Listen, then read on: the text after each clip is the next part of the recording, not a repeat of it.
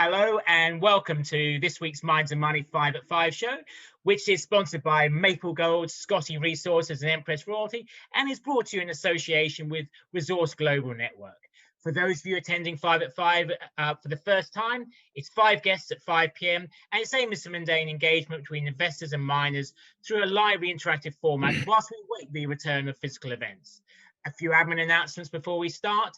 To make the session as interactive as possible, please have your video switched on, and you can go and submit questions by using the chat function, which is at the bottom of the screen. And you can also click on the participants button and go and wave your hand virtually. We can then unmute you and you can then ask your question live. We'll also be having polling questions throughout the webinar, and we also obviously going to encourage you to participate in those polling questions and vote and voice your opinions. For this week's show, it has a precious metals themed focus, and discuss these issues. We have a great lineup of guests. They are Matthew Hornor, President and CEO of Maple Gold Mines, Brad Rourke, CEO and Director of Scottie Resources, Sherron, CEO and President of Empress Royalty, Richard Gonda, Founder and CEO of Ignite Capital, and Simon Popple, CEO of Brookville Capital. And I think sort of turning to yourself first, Simon, and I think we may have a slide we can probably get up on the screen to support the question I'm going to ask you. So Simon, are commodities still an attractive asset class in 2021? No, absolutely. I mean, if you look at this graph, you can see that they're at pretty appetizing levels. And what I like about commodities in general is, you can't print them. And printing seems to be, pretty common nowadays. And I think looking at assets that can't be printed, that have got global demand, is quite exciting, to be honest. So I think it's a very good time to be looking at the sector. Mm-hmm. And then, are there any sort of particularly sort of like commodity trends that you're sort of like seeing that you think could be sort of pertinent for 2021? Yeah, well, I think there's quite a few. I mean, I like to have a diversified portfolio. I think gold and silver, probably certainly gold on more of the defensive side of, people don't know what's going to happen. And then you've got, lithium and things like that for obviously car batteries. I think the diversified approach to the market is, could be, a very good way of having a good investment portfolio. And just bringing in Richard Gonda from Ignite, can you just tell us a little bit about Ignite and what commodities are of interest to you and why? Yes, thank you, Andrew. Thank you for hosting this event. We're in Los Angeles. We're a family office in Los Angeles, California, and one of our focuses is the metals and mining. We're a little bit unusual in that we also have a business in Australia. We do trading and investing in Australia, obviously in the United States, on the New York, NYSE, and in Canada also. So we have an advantage of seeing how the three markets commingle and how they're different. In relation to what we do, we invest in publicly traded companies, and we also have a strong focus on private placements.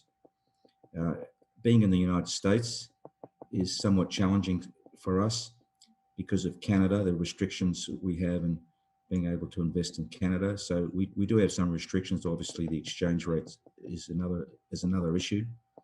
But we look for hidden value, and there's plenty of hidden value, as you can imagine, in the commodity sector. We've obviously been suffered today from the whipsaw in the market, but we like to think we're longer term investors. So we take a longer term investment horizon, 2 to 3 years. And we're seeing a pretty good time in commodities now with the swing away from precious metals into the base metals. So we really like some of the base metals. Simon touched on lithium. Nickel is really very interesting. Zinc, and we've seen some momentum in graphite, particularly in Australia. And then just how have you sort of like increased or like decreased, or like how's your allocation towards commodities changed in say the last 12 to 18 months, Richard? We've definitely stepped it up since about 18 months ago. We've found that there's some opportunities in the United States, definitely Canada and also Australia, particularly in some of these cases where some of these companies are coming into production. So we've definitely stepped it up in the last 18 months, and we think that we'll be moving even stronger in the next 18 months from a diversification point of view. Sure. Okay. I think that probably leads sort of very sort of like nicely into our first polling question. So perhaps I can ask my colleague Elaine just to bring up the first polling question, which is a nice one, sort of like get you sort of like voting. And the polling question is quite straightforward: is which precious metal are you the most bullish about at the moment? Got a choice of 5 there: gold, silver, platinum, palladium, or rhodium. There's one that I've missed out there that I should have included, one of the other PGMs. Please, by all means, sort of post it in the chat function at the bottom of the screen. Whilst you're voting, let's just briefly do like a round robin and get the view of our panelists. Richard, which precious metal are you the most bullish about? Silver. Okay. And then yourself, Simon? Yeah, I'm with Richard on this. I think silver has got a very exciting few months ahead of it. Why? Why? It's a bit of a hedge, to be honest. I think silver's got, on the one hand, it's a defensive metal. I think it will do well if the world doesn't correct itself, but also if it does, because of its industrial uses, particularly solar, batteries, medicines. I think it wins either way. If the world doesn't recover, I think gold will do phenomenally well. And if it does recover really, really well, then as Richard was saying earlier, I think things like lithium and things like that could do very, very well. But I think silver is a bit of a sort of, I think you win each way with silver. Okay. Alex of Empress Royalty, what would your answer be? We're focused both on silver and gold, so I'm definitely bullish on both of them. Okay. And then Brad Rourke from Scottie Resources. Sure. Well, dominantly, I'm working on a gold project right now, but I did buy some silver to deliver at the house and some PSLV last week because I got caught up in all that. But I'm bullish on both commodities. I think actually, in a long-winded answer, I think silver actually could be the catalyst that'll make all these younger people that start understanding metals, and that'll be good for the whole industry. But that's a long conversation. Okay. And then Matthew Hornor of Maple Gold Mines, what would your answer be? I understand kind of a little bit about all of them. I think the silver is a momentum story now, which is getting a lot of attention for the reasons that have been mentioned a minute ago. I think gold, though, is the ultimate financial insurance, though, that over time, even though cryptocurrencies and others are sucking some of the wind out of the sails of the gold space, it's not going anywhere right now. It's getting kind of kicked to the curb temporarily, but just as quickly as that happened, I think it's going to swing right back when we no one's been able to fully monitor or model what happens when you have this huge of an injection of capital from the stimulus into the system. You can't actually wrap your head around that. And so now people think they know what's going to be the result of trillions of dollars of stimulus funding. But when it actually plays itself out, I think it's kind of a massive, explosion in the price of gold that people aren't anticipating. This has happened before, never in this way, in this size, in this volume, this kind of fire hydrant amount of capital coming in, and people just haven't really been able to adapt and figure out how it's going to play out. And I think that all of these commodities do well, but I think gold is going to be one of them that beats out the rest. Okay. Well, I think just kind of closing the poll down and just Elaine just kind of getting the result of the polling up on the screen. Seems that your sentiments were sort of like borne out. Is silver came a close sort of second with 38% of the votes, but a winner on 45% was gold. So I think that sort of like nicely sort of segues into our first mining update of the show. And we're going to go and stay with Matthew Hornor, who, as I mentioned, is president and CEO of Maple Gold Mines. He has extensive industry sort of experience. Delighted he's with us today, as Maple Gold is such a fascinating project. And Matthew, I think the floor is now yours. Thank you. And thanks to everyone for attending and hearing a little bit about all of our stories. It's great to be with all the other panelists and with you, Andrew. Maple Gold Mines, this is a nice screen. It really tells the story in the limited time we have. We're located in Quebec in the prolific Abitibi Greenstone Belt.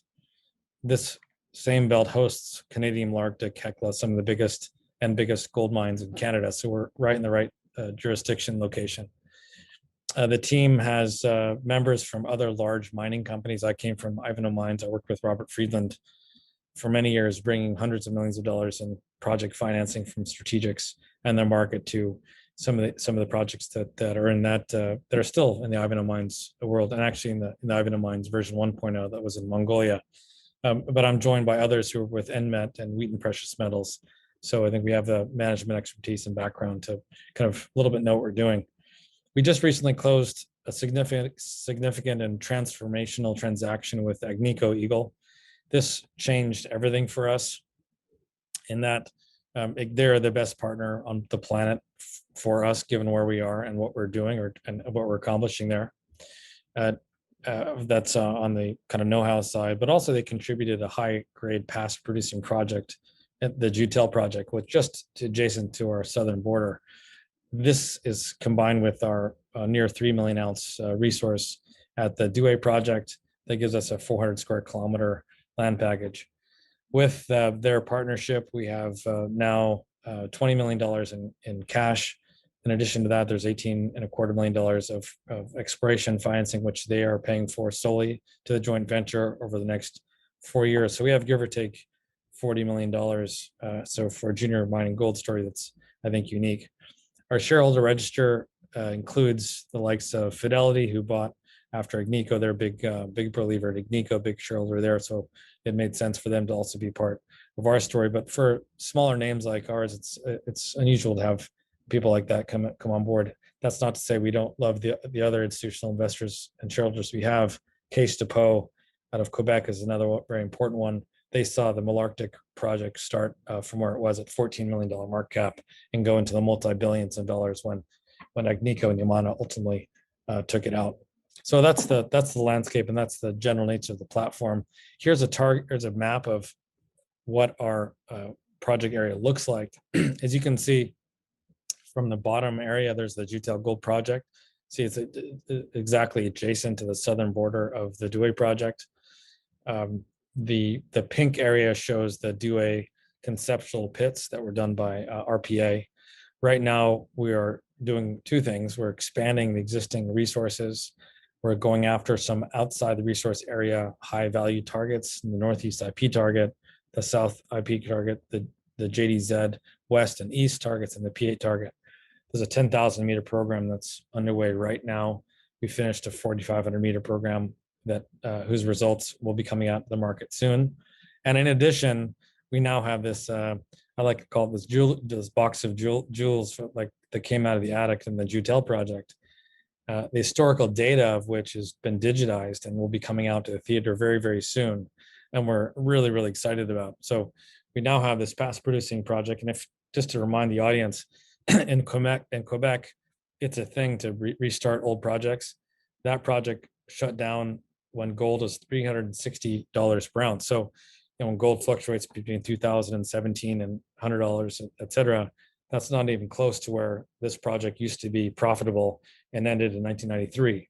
And of course, we believe there's a lot of useful material left behind, and it's open at depth for all sorts of further exploration and expansion. Canadian Malartic, I'll remind you, was a restart of an existing project that now is the largest gold mine in Canada. So this is our landscape. These are the things we're doing, and this is the project area, which gives you a sense as to why we're so excited about it. Also to the western side, outside the existing resource areas, we're going to be going after some VMS targets. The black blobs there are copper zinc targets. That gives us that angle. The impact of this transaction with Agnico that I think bears mentioning, I think of the four main things that this transaction did for us. The project had been around since 1976, since before since I was very, very young. Gone through a number of different hands. It's been owned by other mining shops and vehicles, which is normal for most mining projects. Most mining projects don't start with the very first owner, but no one really got a sense as to really what the potential really was. And I knew that with bringing in Agnico, it would change the view of the hearts and minds of the investor community, the markets, to say, okay, this thing really has merit. And I'll show you in a second why I think that is. So that really changed, how we were viewed totally. The asset diversification I spoke about, we're talking about at Dewey's most likely what would be the largest open pit gold project on planet Earth. I think it'll be actually bigger than Canadian Malartic once it's done, assuming we hit all the targets technically that we want to. That's the potential there. But also with the past producing high grade project Joutel, we balance those out very nicely. It gives us much more optionalities and many more ways for our shareholders to win on the upside with their investment in Maple Gold. And the exploration expertise. The gentlemen and women at Agnico are all fantastic human beings. They're the best of what they do. The culture that Sean Boyd has put in place is nothing short of excellent. And they have a whole engineering firm within Agnico of 110 people that are like an SRK that exists to find ways to further advance all sorts of projects and find efficiencies everywhere. Also now a robust balance sheet. As I said, we're sitting at about $40 million plus of available and committed cash. So as I said, it was a transformational transaction for us. Next slide. These are some of the things we're going after. As you can see, we're expanding the resource. The estimate of our resource is 2.77 million ounces inferred in M&I category. The inferred is around 1 gram and the indicated is about 1.5. If I had to guess how this thing is going to go forward, probably start with an open pit start area in the west and drift to the east. If you start the DW zone, the Dewey West zone. It's the third largest undeveloped gold project in Quebec as it stands right now. As I mentioned, it's a 6 by 2 kilometer footprint, which is about the same scale today as Malartic. And it occurs, the resource occurs on this major lithotectonic boundary, which is the Casa Berardi North Fault. But as you can tell, and if you expand the map, I don't think I mentioned this earlier, it's surrounded by current producers and past producers in this area. So we could not choose a better place. As I've said, if you're a Martian coming down to planet Earth and needed gold to keep your spaceship afloat, this is one of the first places you go to find gold to keep yourself in business. So there's existing expansion of the resource and then step outside of that area. And I think if I would say that about half of the existing budget will be used to doing expansion of the resource area. The other bit will be used to find new discoveries outside of the zone. So I'd say it's a two-pronged approach for those who are wondering how we're going to spend the money we have coming in from our wonderful partner. If you go to the next slide, I think this is a slide that really tells the whole story. I think I could start and stop with just this slide, and then I can get to some questions. But if you just allow me to finish with this one, I can move to questions if there are any. If you look at the bottom, that's the depth of Canadian Malartic. That's 2,000 meters. Up from that is Casa Berardi, 1,500 meters. Goldex, 1,500 meters. Tellbell Mine, which now we have in our portfolio. We have literally, relatively speaking, in this zone, in this area, scratching the surface. The near surface representation of our 3 million ounces shows that the real heart and the plumbing of this massive monster, which we think is going to be a massive monster of a project, exists deeper, which is the case elsewhere within Quebec and Abitibi specifically. Okay, thank you very much for that. Just got time to squeeze in a couple of questions. Sure. Perhaps I can just turn to Simon Popple first. Do you have any kind of questions for Matthew? Yeah, the Agnico deal obviously is a game changer for you. To what extent does that prevent other companies having any interest in you, if you see what I mean? Because they're such a natural partner for you. Yeah. Do you, has that sort of removed any bid premium, or could you perhaps talk to that a bit? Because obviously a lot of people are looking at, the majors coming in and buying companies like you out. Be interesting just to have your take on that. Sure. I think great question. I think it actually does the opposite of removing any bid tension or premium, because what is Canadian Malarctic but a 50-50 joint venture between Agnico and Yamana? So whether Agnico wants to be the ultimate takeout partner, or somebody else wanting to get into a deal with Agnico as a 50-50 partner, we just want the best for our shareholders. So what it does, I think realistically, is it allows people to see that the potential for us is massive in Agnico. So now we're on everyone's radar. We'd already been speaking to, we had 8 or 9 NDAs underway before we did the deal with Agnico. We've been talking to them for 2 years plus, and they've been to site many times. So it adds that credibility and shows the other groups that maybe they missed out on the timing with us, but doesn't mean that as they see us advance both projects, that somebody like, I'm not saying that specifically Yamana, but somebody like that would say, okay, we can step into the shoes of the 50-50 JV with Agnico by taking out the Maple Gold totally and have to pay a premium for that. And I think when we prove out, and I believe a high level of confidence we'll do this, when we prove out that it has many more millions of ounces at the project that are there currently, will be on everyone's radar and everyone will be vying for that. So I learned a little bit from my old boss, Robert Friedland, about how to extract the best value on it from a strategic or a takeover. I read all the books on Voisey's Bay, flew around with Robert for years and years on his plane, cutting all sorts of deals and finding things. So I learned a few tricks along the way. And I think we've engineered this, I think wisely, to make sure we didn't lose that, because that's very important. You're very, very right to ask that question, Simon. If you lose that, then people go, ho hum, nothing to see here. We'll just wait for that to happen. You need to keep that real and live. That's not to say that I wouldn't absolutely love for them to be the takeoff partner, because as I said, I have a lot of fondness for them. And they're the ones that they're in position to make the first bid, but doesn't mean that they're the only ones out there at all. Okay, so if they make a bid, you're not duty bound to accept it. There's no cap on it, so to speak. No way. I would never sign up for something like that. No, thank you. Richard of Ignite, do you have a question for Matthew? Yeah, a couple of questions, Matthew. Can you talk to us a little bit about what your time horizon is as an investor? Yeah. That's the first question. Should we be looking at this as a 6 month or 2 to 3 year play, or less than 6 months? And secondly is, you're in Quebec. Why is Quebec such a good area? Does it have outstanding infrastructure? What is so sexy about Quebec? Great. I can answer both those kind of together, if that's okay.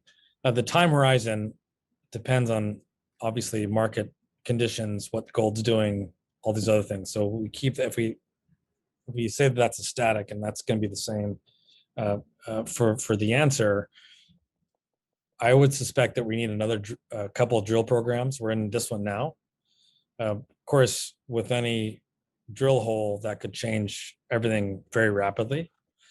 I would say this is one of the names that you would own, not worry about us needing to finance ever for years and years and years, and just be relaxed in owning Maple Gold, knowing we have a great partner, an amazing project, another project coming online for more exploration, more news. There's a lot of news coming out with all the things I mentioned. So this is something you don't have to worry about. Well, the market fluctuations go up and down, buy on the dips, build a position, et cetera. That would be my perspective. And it's not going to be 6 months. It's going to be a little bit longer than that. We need to have this program and then probably one more. And then we get into thinking about PEA, PFS, feasibility, and how we advance the project to something into an actual project. So that's the first part of that question. I hope that answers it for you. Why Quebec? We actually have a whole slide on why Quebec rocks, which Quebec has produced 200 million ounces or so to date, just in that region. So wildly prolific area for gold production specifically. So this is where you want to be. You want to be someplace where it's not a science project of whether gold actually can be produced in that region. So yes, it checks that mark in spades. The other thing that's great about Quebec is they actually give you money back for dollars you spent on exploration. You know, I worked in the DRC, I worked in Mongolia and other places, and Australia, which I love. But you know, Quebec actually gives you 37 cents back on every dollar you spend on exploration. So for $1 million in, you get $370,000 back in money back into your treasury. So all the tax benefits and the structure and the infrastructure of Quebec are set up to support what exactly it is we're doing. Like actually, not a convertible debenture future tax write-off. You actually get a wire back in your bank account, which at first I frankly didn't even believe until I saw it on the ledger in the bank account. I asked my CFO for it. We were along a highway. We have power. We have water. We have a town nearby. This goes to why Quebec is so great too, because they have skilled labor force that can drive back and forth to their job every day and could be home in time to watch their kids in ballet or hockey, ice hockey, and lead a normal life. That's very rare to see in the mining world. So for all those reasons, I'm wildly in love with Quebec. Okay. Well, I think that's kind of like a good way to sort of like end this sort of like Q&A. You'll see, Matthew, there's actually another question that's been posted in the chat box that I'll like allow you to sort of like answer in your own time. But from Quebec, we're now going to move to the Golden Triangle. And our next presenter is Brad Rourke, President, CEO, and Director of Scottie Resources. Over to you, Brad. Yeah, thank you for having me, and hope everybody's doing well. I'm President and CEO of Scottie Resources, which is a junior exploration company situated in northwest British Columbia. People know it as the Golden Triangle. It's my backyard. I've lived most of my life up in this area, and going into my 6th year. Started out as an investor in this company and ended up taking it over in 2016, and my education continues. But things I'd like to point out in a short period of time is that we're in a very sought after area, much like Quebec. This Golden Triangle has a lot of advantages. I share a neighborhood with a lot of great stories. The Bruce Jack mine is to the north of me, borders me. KSM project, Ascot's on my southern border. And we kind of just fill in the southern end of the Gold Triangle there. Other things I'd like to point out is we're a permitted mine. The reason I first got involved with this was it was a past producer. It only produced 16.5 grams per ton, but it only ran for about 3 years in the early 80s. My due diligence just said it was economics at the time that shut it down. Gold rolled over, and Scottie Gold Mine had a $20 million facility with the Royal Bank of Canada, and they were paying 22% interest. That's what the interest rates were when you took them out on development in the 80s. So that, with the fact that Bruce Jack is the largest producing single asset on the planet Earth right now, 360,000 ounces a year. It's just come online. It's in its 2nd year. Well, their operation offices as Seabridge KSM is in the little town that I've grew up in called Smithers. And so I identified this past producing mine and the fact that Bruce Jack was building a $50 million power line and went right along the borders. So you can go to the next slide, please, Elaine. So when we first started out, we'll get through this one quick. We were 400 hectares. That's what it originally started off with. Everything in dark blue is now Scottie. It's all 100%. Through this bear market of 2016 to now, I've done over a dozen transactions. I've gotten myself to 25,000 hectares in 2 contiguous pieces, and they're geologically relevant. I've got, I think, 4 past producing gold mines on my properties, but all of our work is kind of focused up in the top left corner there around the Scottie Gold Mine. Yeah, we'll go to the next one, please. And I'll just kind of give a quick outlook and then try and save a lot of room for questions. So up until 2019, I don't think anyone had heard of us or me. I self-financed it for the first few years, or unless you were one of my lucky friends that they forced to give me money. But kind of just did this by the bootstraps. No one cared at that time. I've had some of the better technical people in Canada. Their fingerprints are all over all my reports. We've remodeled it, we relogged core, and we did all this unsexy stuff that the market doesn't give you credit for, but kind of went through that process.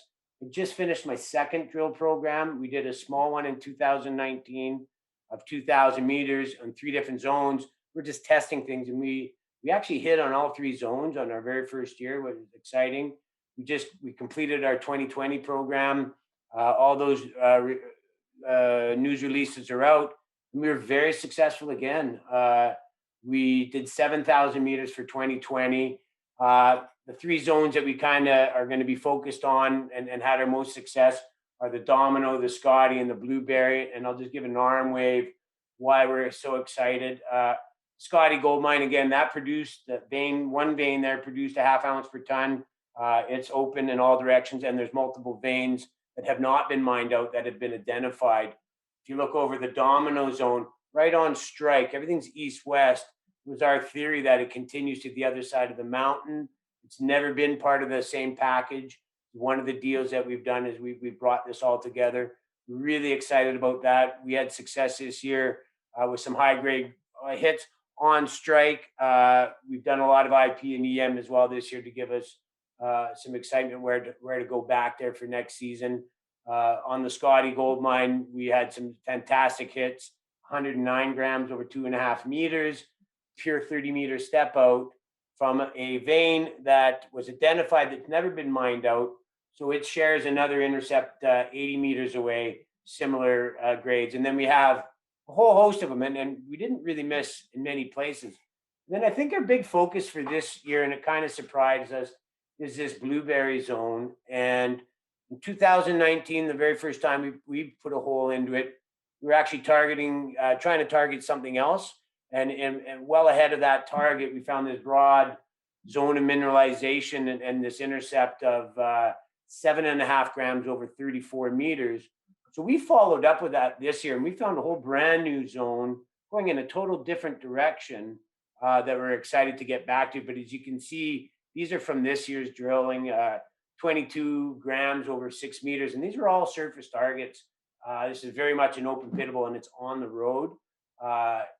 8.9 over 13 meters, 2 grams over 44 meters. And I have another 5 or 6 similar on those. I've highlighted my 2 highest, of course, but in line with what you see there. So that's really exciting. I think looking at going into 2021, we'll do half our program there. And again, follow up on Scottie and the Domino. You go to the next one, please, Elaine, and then I'll leave some room for some questions. And this is just a kind of a shot of this new zone that we found. Again, it's exciting because it's on the road. We can drive right to it. We paid $1 million for this piece of land just for this vein that you see kind of going east-west. We are now actually found something different. And as you can see, there's a whole host of intercepts, all on all near surface. This 22 grams over 6 meters. It's only 10 meters down. From on the ground. So it's 2 grams over 44 meters. It goes as deep as 60 meters. So we're pretty excited about that. We also have high grade samples that we found 200 meters to the top and 200 meters south of this. One was 600 grams per ton on the north side, and which is covered with a lot of tills. So it's harder exploration to the north of that. But on the south part of that vein, a whole host of double-digit surface samples. So we're really excited to get into that for 2021.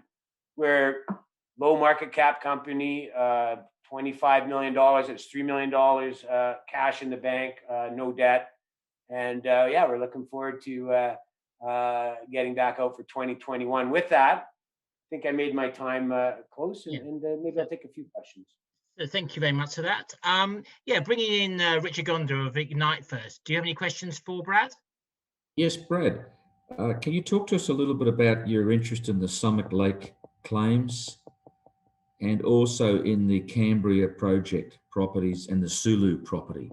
What the significance of they are and how they sort of work in with what you're doing? Sure.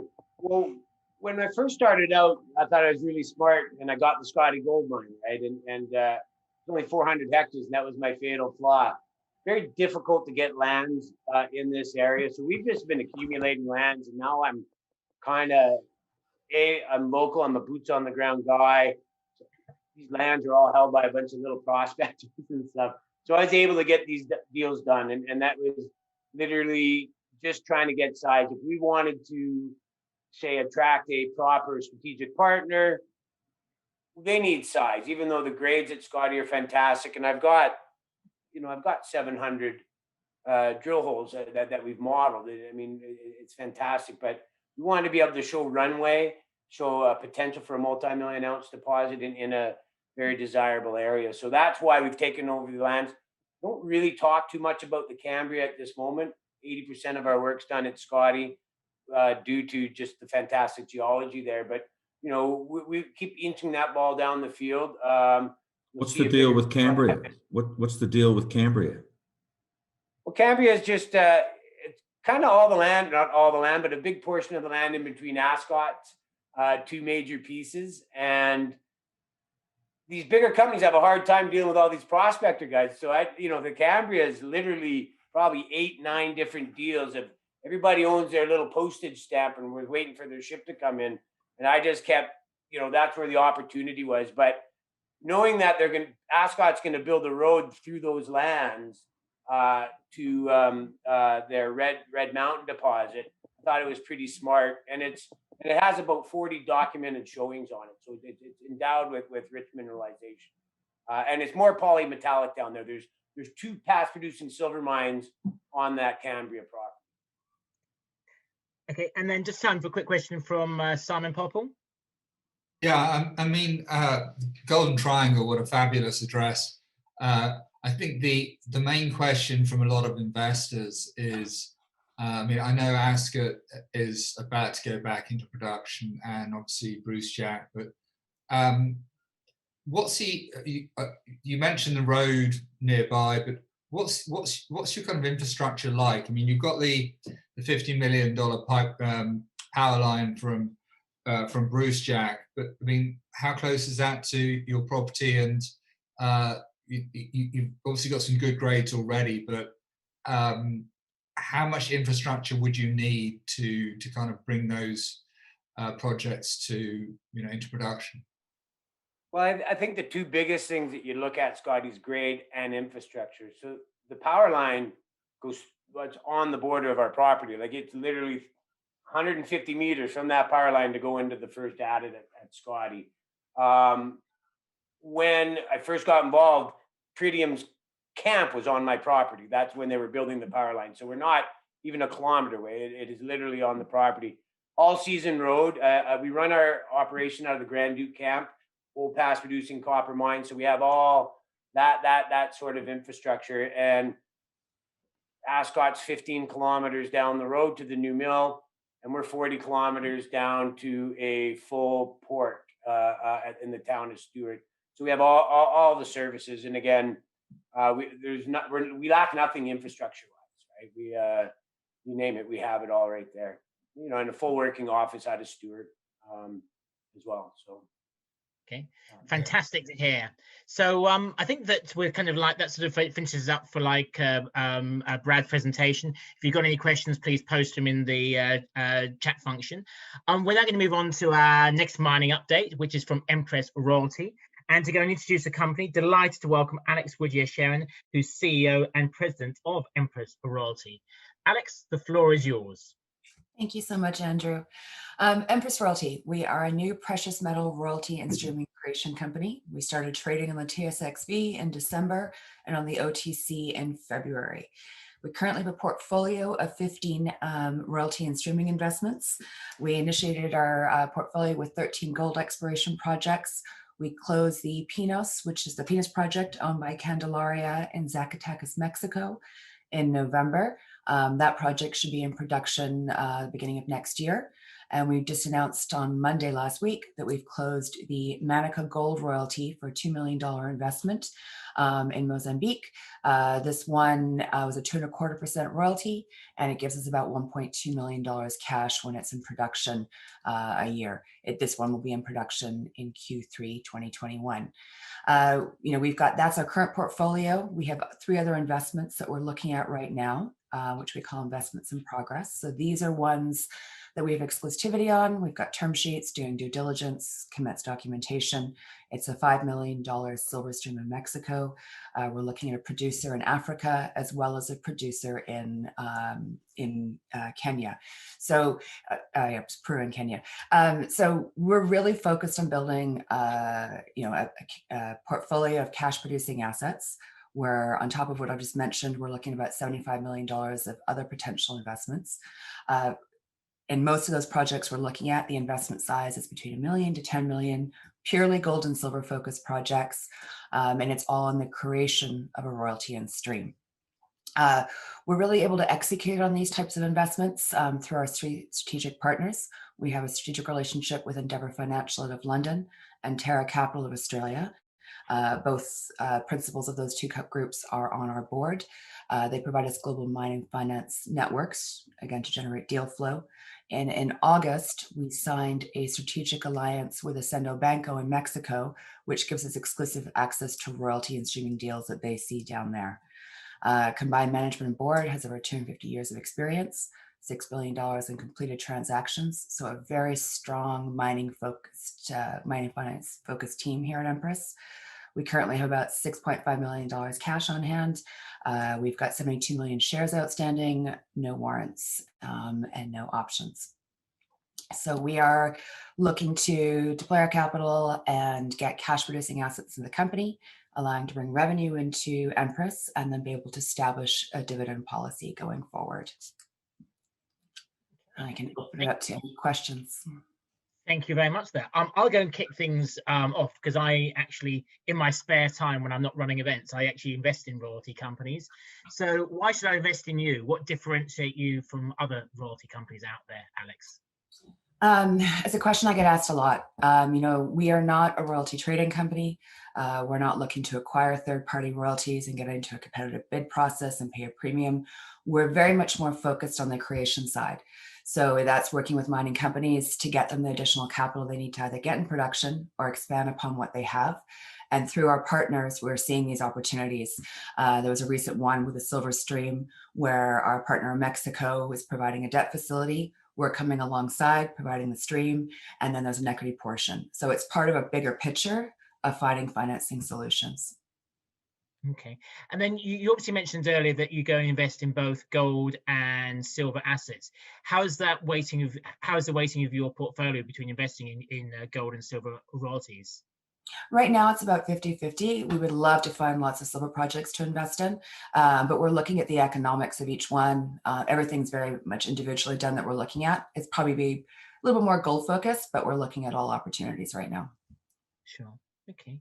And just then to bring in our investor guests, I guess first of all, turning to yourself, Simon.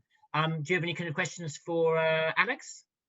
Yeah, no, absolutely. I mean, I think main question is what's your hotspot in terms of what size deal do you like? Are you kind of 2 to 10 million, 5 to 20? What's your comfort zone?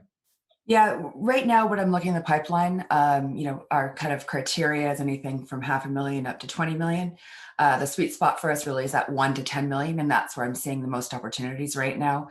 That's kind of a sizable enough that we can deploy the capital and have more diversification by keeping under that 10 million size.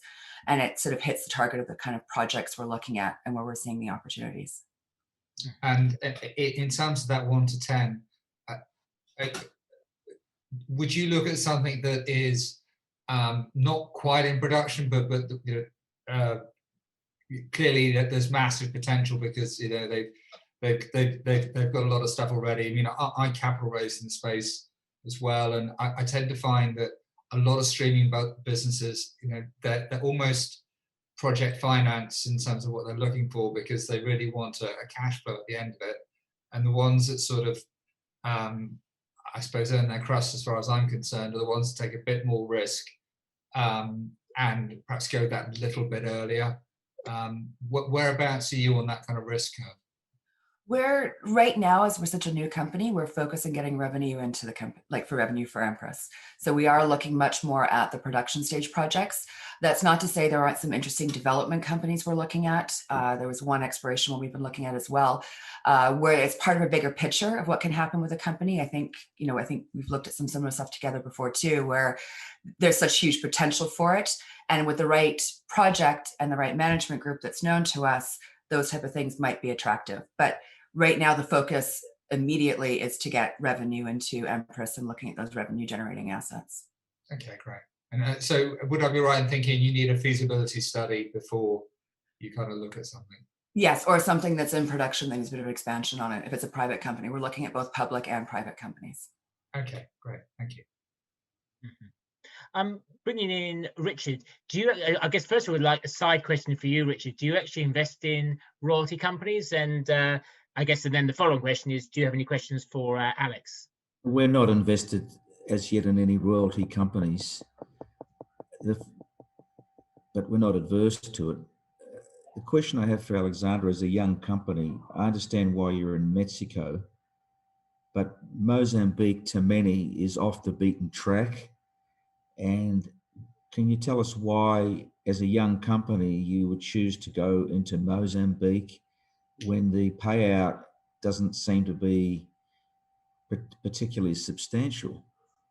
Yeah, I mean, this is a $2 million investment for us. The annual return is 1.2 million. So we're paid back within a year and a half. We have our capital back. The mine life is currently 3 years on this, and that's just one. There's a lot of satellite deposits around that, which we expect it to continue. So we expect this to be a pretty good revenue generator for us. In terms of Mozambique and the relationship with the management, this is one that was brought to us through Endeavour Financial. They've known the group in the area for a long time. Mozambique's got over $15 billion of LNG investment going into it, being like the biggest investment into an African nation. So there's a lot of comfort with where Mozambique has grown and evolved to, and is continuing to grow and to evolve with. Wouldn't you prefer a mine life of greater than 3 years? Wouldn't you prefer 5 to 10 or 15?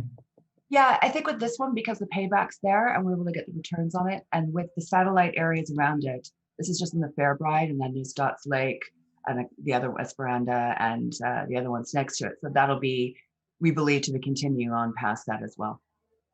And the last question I have is, do you have in your business, in the royalty streaming business, several other immature young companies that you are familiar with, that you're striving to reach and beat, so to speak?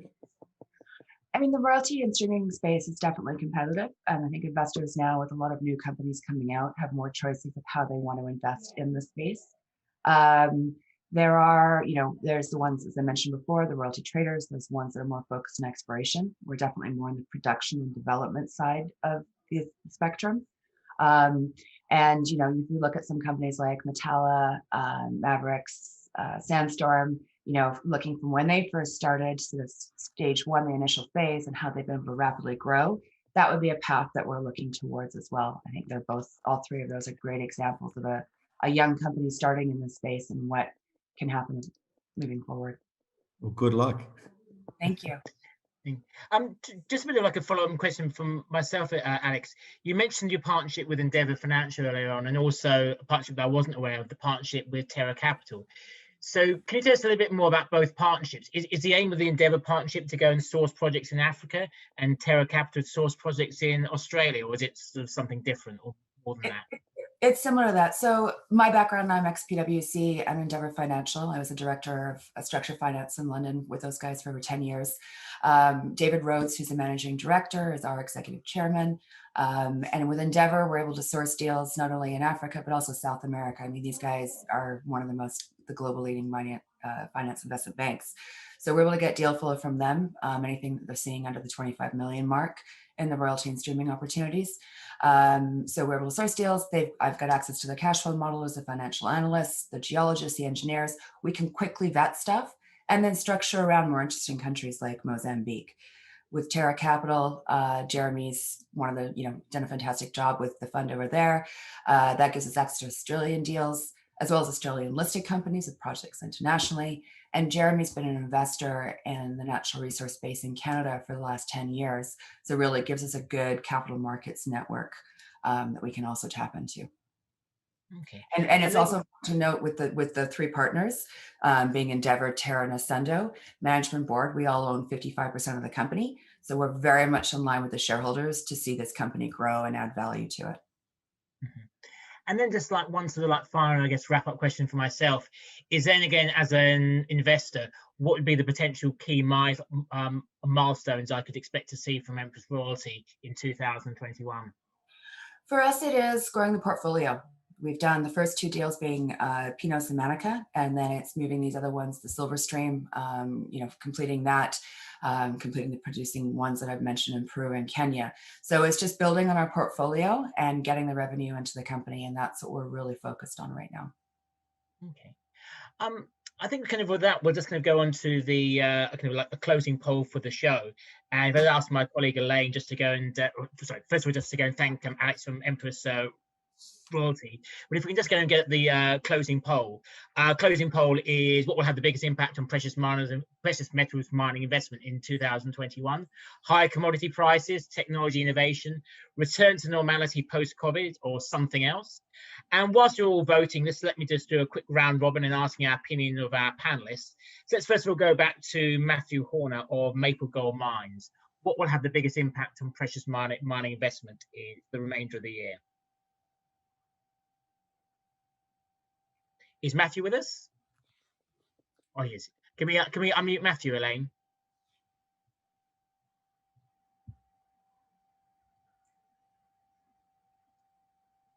Oh, okay. Matthew, hopefully you're back now with us. So yeah, Matthew, just give interest in your answer to the polling question. Yeah, I never left. You just missed some of the pearls of wisdom while I was muted. Sorry. Yeah, the answer to the polling question was something else, and that something else is truckloads and oceans of capital being poured into all the economies, which is going to drive the value of all things real, commodity, real estate, everything in the upward direction. That's the something else. Okay, thank you for that. And then turning to Brad at Scottie Resources. Yeah, I think I'm on the same train as Matthew. I think again, I mentioned earlier with all these people looking at the silver markets, at least they're educating themselves. They're way off by the way. But I think going out Q1, Q2, Q3 here in the balance sheets of these producers, you can't deny math, right? And I think that also could be something that will change. The commodity price, again, everyone's scared of. I'm fine with the commodity price right now. I remember when we couldn't break through 1,400, and again, I think it rises, but I don't necessarily think that's going to be the catalyst. I think actually you look at what's coming down the pike here with Q1, Q3, and if COVID goes away, all these bigger companies be able to do site tours. And I just know ourselves, we have lots of CAs signed, lots of interest from maybe these mid-tier producers, but unless they can get boots on the ground. So I think there's catalysts coming ahead. Again, everyone's just kind of blinded by insanity right now, and it's a real precarious time. I've never seen anything like what we see right now. But I agree, hard assets you're going to be just fine. And then turning to Alex of Empress Royalty, what do you think will have the biggest impact on precious metals mining investment in 2021? Yeah, I think with obviously commodity prices having a huge effect on it and investment coming into it, but as the guy said before, there's so much uncertainty, so hopefully that will drive capital back into hard assets. Mm-hmm. And then Richard of Ignite. Well, definitely high commodity prices, but I think what's really interesting is the trend with ESG. It's a lot of investors are really excited and motivated by ESG, particularly the larger companies. So I think that's going to be a relevant factor, and also boots on the ground. The ability to go and touch and feel the soil and the rock is going to be very important. So those are the three factors, I think. and I think just picking up on this sort of like ESG part, and just quickly flipping back to the three to the three mining panelists, in terms of just asking question, if I was to say what differentiates you in terms of in terms of as an ESG investment opportunity from your peers, what would be your elevator pitch? Again, going to yourself first, Alex from Empress Royalty. Yeah, I mean, for us, we're investing in other mining companies, so their ESG policies are obviously critical to us.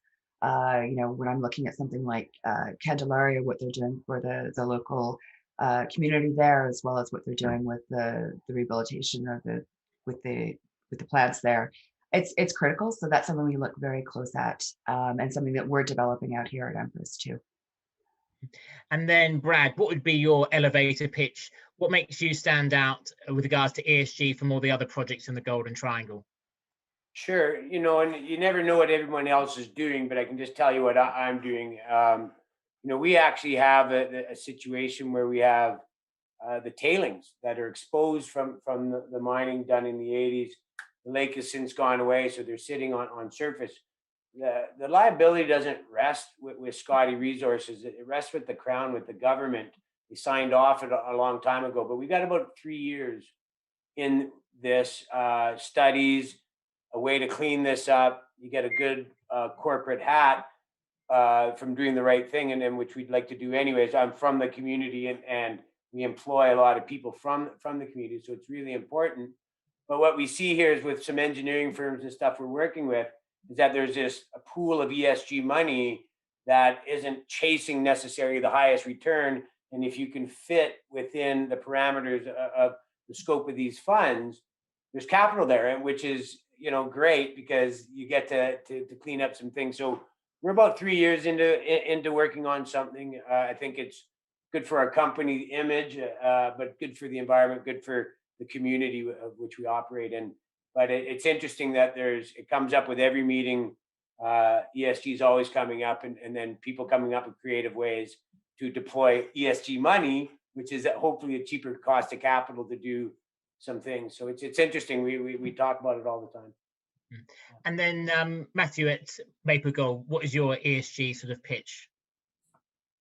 Well, I don't have a ESG pitch per se. I mean, I think that having worked in the DRC and South Africa and Mongolia, you know, without a social license to operate, you can't do anything. And this is directly tied to ESG. So as a general policy matter, we always operate in the best interests of not only our shareholders, but also the surrounding communities, because without their support, you can't do anything, and no one can go forward, and no one can advance anything you're doing. So I think it's really hand in hand with everything that we're trying to accomplish. ESG is a part of us, and we're part of ESG. Otherwise, we have no chance at all of being successful. So, you know, I'm married to someone who's very spent her entire life on water advocacy and environmental ideas and sustainable practices. This has been a part of my existence since birth. Being a California kid, I grew up near the ocean and surfing all the time. So I'm directly tied to the environment. I care about it deeply. And also I know pragmatically as a business person, unless you have it, nothing can happen. You can have the best project, most money, the best partner in the world. And if the local community doesn't like what you're doing and you're not giving back to them, most importantly, because of your existence, nothing can go forward.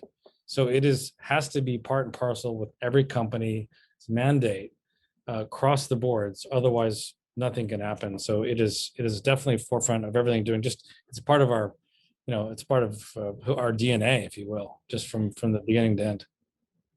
And then just back to the polling question, and to yourself, Simon. How would you have voted, and why? Yeah, I mean, I think commodity prices are going to drive things, but for many of the reasons the guys have just referred to. But I mean, just touching on ESG, for wearing an investor hat. I mean, I deal with a lot of institutions and sovereign wealth funds, and mining, I think, in the last boom had a bit of a dirty name, dirty reputation, and they're going to be looking for homes for capital this time round. And so I think those mining companies, it's not all, but there's a lot more than there used to be, that can show a decent ESG track record, are going to be in way more demand than perhaps they were in the past. And I think it's going to hurt those who aren't on top of their ESG as well.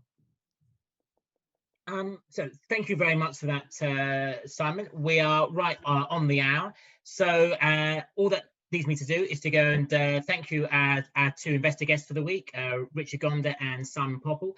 To go a big thank you to our sponsors, Empress Royalty, Scottie Resources and Maple Gold, who will all be speaking at our upcoming event on the 23rd to the 25th of March, the Minds Money Online Global event.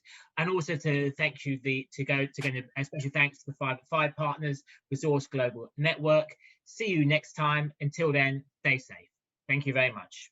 Thank you, Andrew. Thank you. Thanks all. Yep. Thank you so very much. much.